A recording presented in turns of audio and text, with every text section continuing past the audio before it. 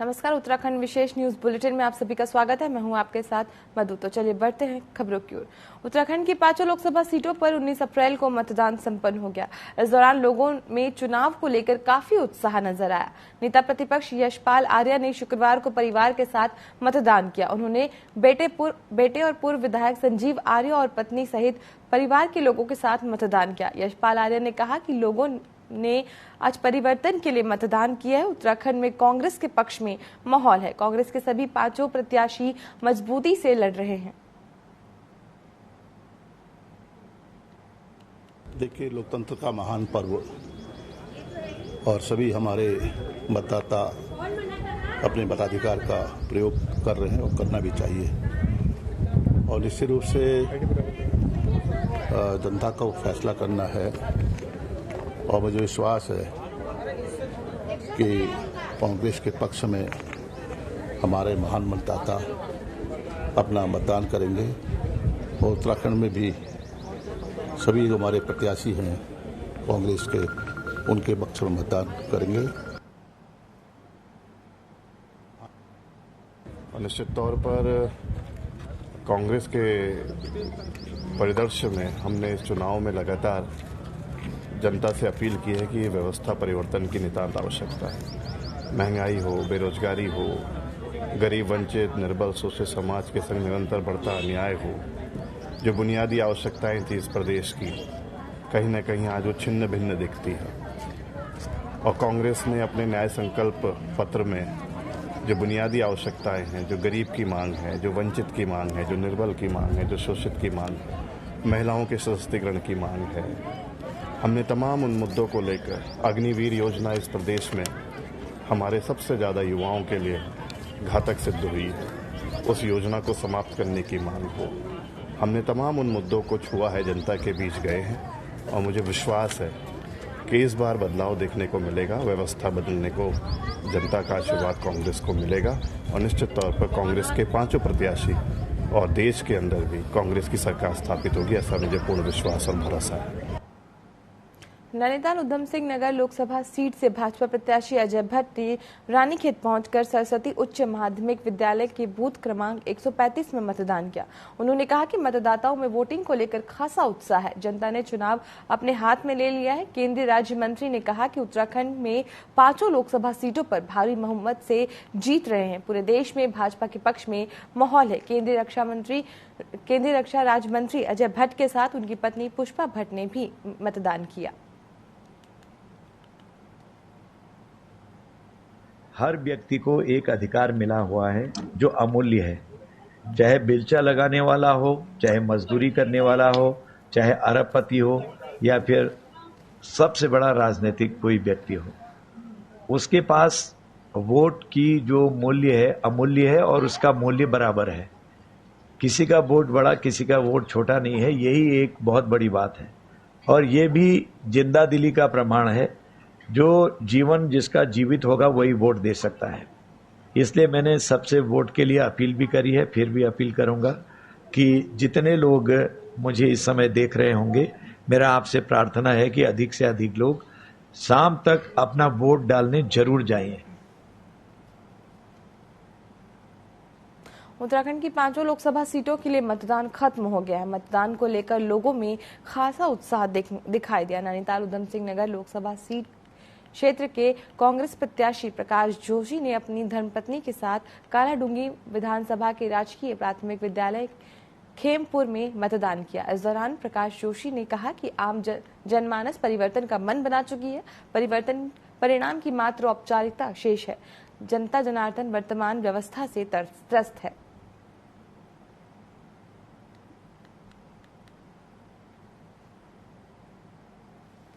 देखिए, मैं तो हमारे पूरे संसदीय क्षेत्र के, बल्कि मैं तो कहूँगा पूरे जहाँ जहाँ वोट हो रहे हैं, जहाँ आज मतदान है, सभी क्षेत्रों के जागरूक मतदाताओं से मैं अपील करना चाहूंगा। ये लोकतंत्र का बहुत बड़ा पर्व है। देश की सत्ता बदलने का, सरकार बदलने का नहीं, मैं कहूँगा ये देश की तकदीर बदलने का एक नई कहानी लिखने का पर्व होता है। और अधिक से अधिक संख्या में 100% लोग घर से बाहर निकलें और भारी मतदान करें और इस पर्व को सफल बनाएं। देखिए, मैं तो हमारे पूरे संसदीय क्षेत्र के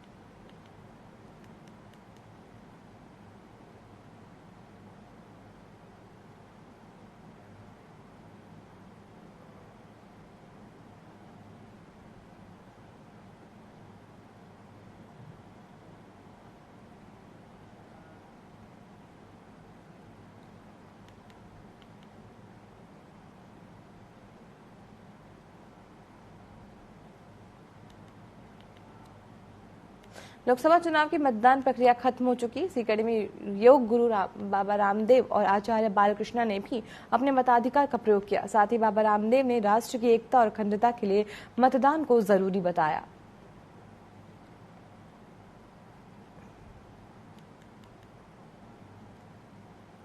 मेरा वोट भारत के लिए है। भारत को शिक्षा की, चिकित्सा की, आर्थिक, वैचारिक, सांस्कृतिक गुलामी से मुक्ति दिलाने के लिए है। मेरा वोट भारत को रोग मुक्त, नशा मुक्त और विलासिता मुक्त एक परम वैभवशाली भारत बनाने के लिए है।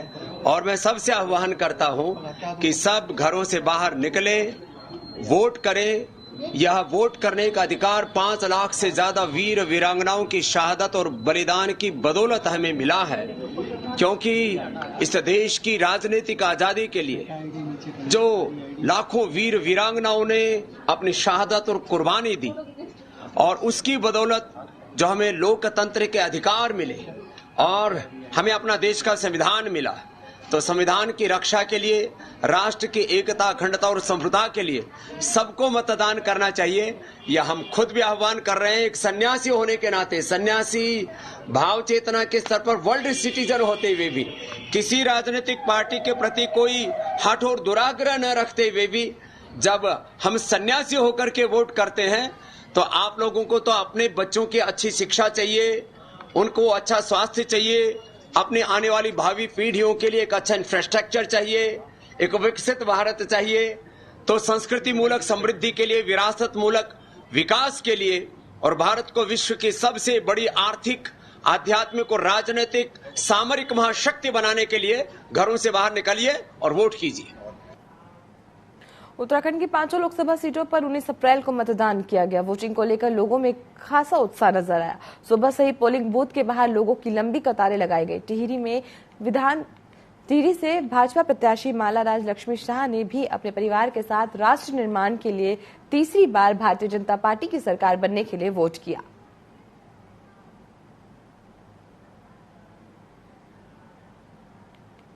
एक तरफ जहां चुनाव आयोग वोटिंग प्रतिशत बढ़ाने का दावा करती, तो वहीं देहरादून के कई बूथों पर मतदाताओं के नाम वोटर लिस्ट से गायब हो गए। इसके बाद कई बूथों पर लोगों ने हंगामा भी किया। वहीं विकलांग और वृद्ध लोगों के लिए जिन सुविधाओं की बात प्रशासन ने की थी, वो भी कई बूथों से गायब मिली, जिस कारण वोट देने आए लोगों को परेशानियों का सामना करना पड़ा। सितारगंज की देवचंद जनता से निवेदन है कि सब वोट देने जाइए। ये आपका वोट बहुत बहुमूल्य वोट है। ये आने वाले भारत के भविष्य का फैसला करेगा, आने वाले 5 सालों का फैसला करेगा।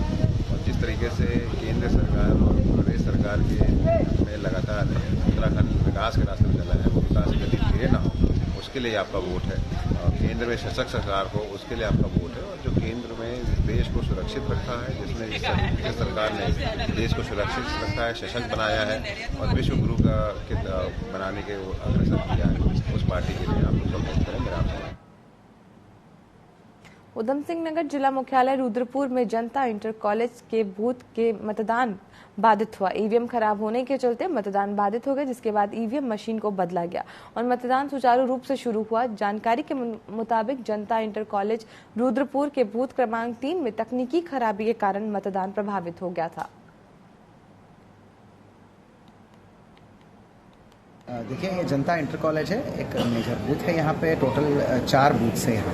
यहाँ पे नंबर 3 वाले बूथ में तकनीकी कमी था, बैलेट यूनिट नॉट रिस्पॉन्डिंग वाला कमी था। तो इत्तेफाक से था कि औचक निरीक्षण करते हुए हम लोग भी यहाँ थे, तो उस समय ऑलरेडी 20 मिनट हो चुका था उसको। तब तक जो है the whole team, sector magistrate, sector police अधिकारी, सभी लोग यहाँ पर उपस्थित थे। उन्होंने अपने ERO से बात किया, ECIL के इंजीनियर से बात किया। तो फाइनली वो जो क्या बोलते हैं ट्रबल शूटिंग तरीके सब कुछ कर दिया इन्होंने ट्रबल शूट करने के लिए। इसके बाद यह निर्णय लिया गया ECI का इंजीनियर्स द्वारा, इलेक्ट्रॉनिक कॉर्पोरेशन ऑफ इंडिया का इंजीनियर्स द्वारा, कि इसमें मशीन बदलेगा। तो नई मशीन आ चुका है। अभी मॉक पोल चल रही है, अभी मॉक पोल चल रही है, सारे एजेंट्स की उपस्थिति में मॉक पोल चल रही है। तो इन द मीन टाइम जो डिले हुआ है उतना एक्स्ट्रा कवरेज भी मिल जाएगा नियमानुसार। नैनीताल लोकसभा क्षेत्र के ललकुआं विधानसभा में क्षेत्रीय विधायक डॉक्टर मोहन सिंह बिष्ट ने बूथों का निरीक्षण करते हुए कर्मचारी और बूथ एजेंट से व्यवस्थाओं के बारे में जानकारी दी। इस दौरान डॉक्टर मोहन सिंह बिष्ट ने कहा कि लोग बढ़ चढ़कर मतदान के लिए आगे आए। आगे उन्होंने कहा कि रुझान में ऐसा लग रहा है कि लोग भाजपा के पक्ष में मतदान कर रहे हैं। जी हाँ, पहला मतदान किया है। यहाँ मतदान जो है बड़े शांतिपूर्वक हो रहा है और बहुत अच्छे कर्मचारी लोग जो अंदर बैठे हैं बहुत अच्छे हैं, बहुत अच्छी तरह से गाइड कर रहे हैं हम लोगों को, वोटरों को, और कोई दिक्कत नहीं है। और यहाँ पर कोई ऐसी व्यवस्था जो बनाई है, बहुत अच्छी व्यवस्था बनाई है, उसके लिए शासन प्रशासन को मैं धन्यवाद। निर्वाचन आयोग द्वारा वोट प्रतिशत बढ़ाने के लिए अलग अलग तरीके अपनाए जा रहे हैं। SBI बैंक की मदद से निर्वाचन आयोग ने आदर्श महिला मतदान केंद्र बनाया, जिसमें महिलाओं के लिए सभी सुविधाएं दी गई। वहीं मुख्य निर्वाचन अधिकारी BRC पुरुषोत्तम भी जायजा लेने के लिए मतदान केंद्र पहुंचे। उन्होंने कहा कि लोगों में चुनाव को लेकर काफी उत्साह है। उन्होंने आगे कहा कि यह महिला बूथ है, यहाँ पर सारी स्टाफ महिलाएं हैं। मैं विशेष रूप से स्टेट बैंक ऑफ इंडिया का आभार व्यक्त करना चाहूंगा। उन्होंने इस बूथ को सजाने के लिए प्रशासन की मदद की है।